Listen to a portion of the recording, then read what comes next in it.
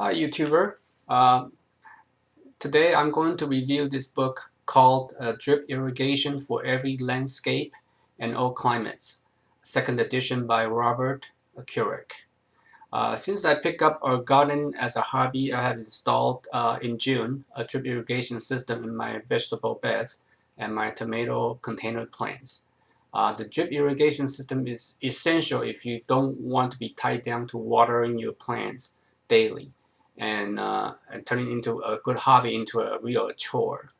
For me, it was prompted by a 1.5 week of business travel that resulted in the death of nearly half my plants. Somehow my delegated helper, my daughter, got sick during the time and neglected to water my plants halfway through my trip. So I read this book hoping I could pick up some nuggets from the author, their experience, and I surely did. The author provided a scientific approach to how to scale the system, and uh, which may and how many of the emitters to use for each of the branches uh, of the irrigation system, and what type of plants or trees.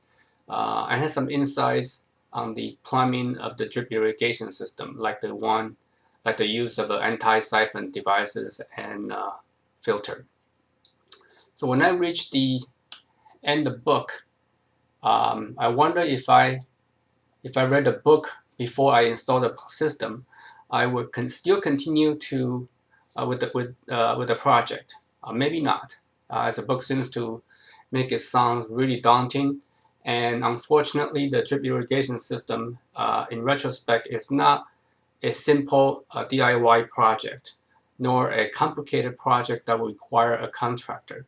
Somewhere in between, it makes it more of a perennial procrastinated project. The benefit is really worth the effort, though.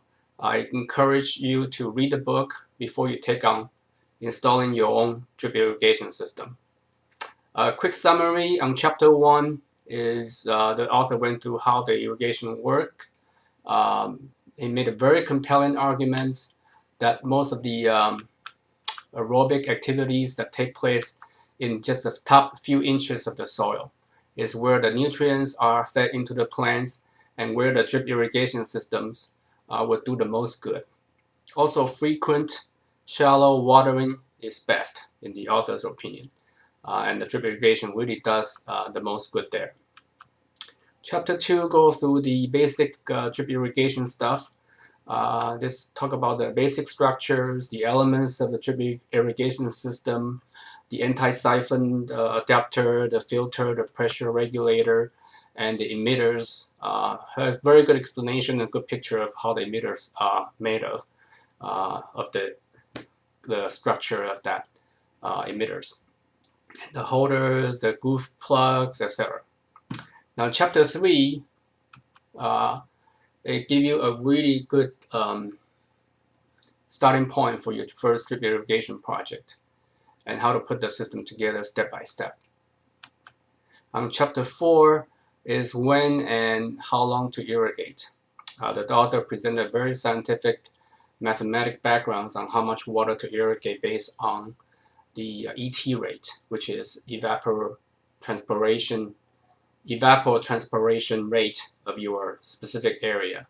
And you need to look in, you can Google and find out where your ET rate is going to be for your area.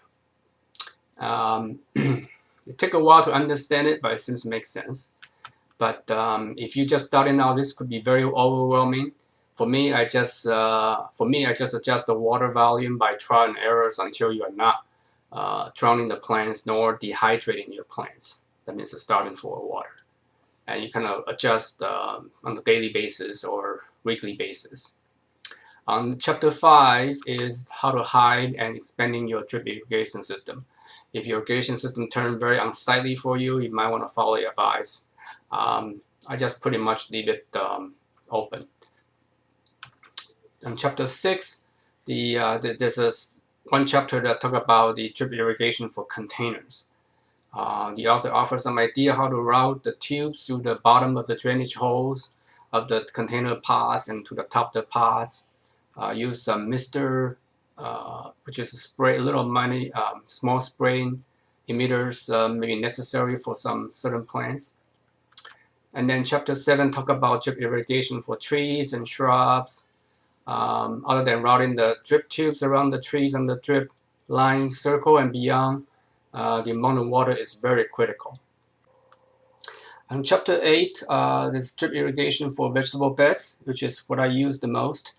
And it has a special, use a special U branches along the bed with 12-inch space emitters. And also here talk about the cutting some opening for the feeder tube to come into the center. That's a very good suggestion. The author offer another suggestion for raised bed without the wood box.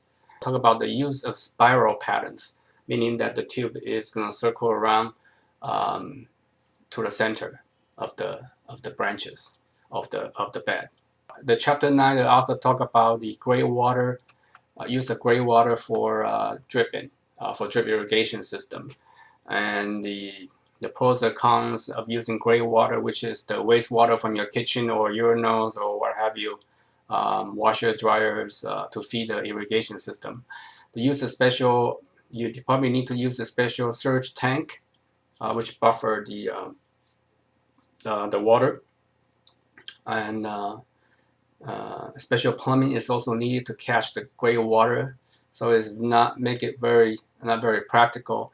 I personally wouldn't try it, but if you must use the gray water, this chapter serves a good starting point. But more researches are needed. Chapter 10, the author talk about drip irrigation with custom cistern and tanks, which is really a rain buckets or rain container. And the special tank and the downspouts with diverters needed to catch the rainfalls. And it's a good idea if your local weather warrants with very consistent rainfalls. In California here where I live, it's not very practical. We have very sporadic rain pattern here.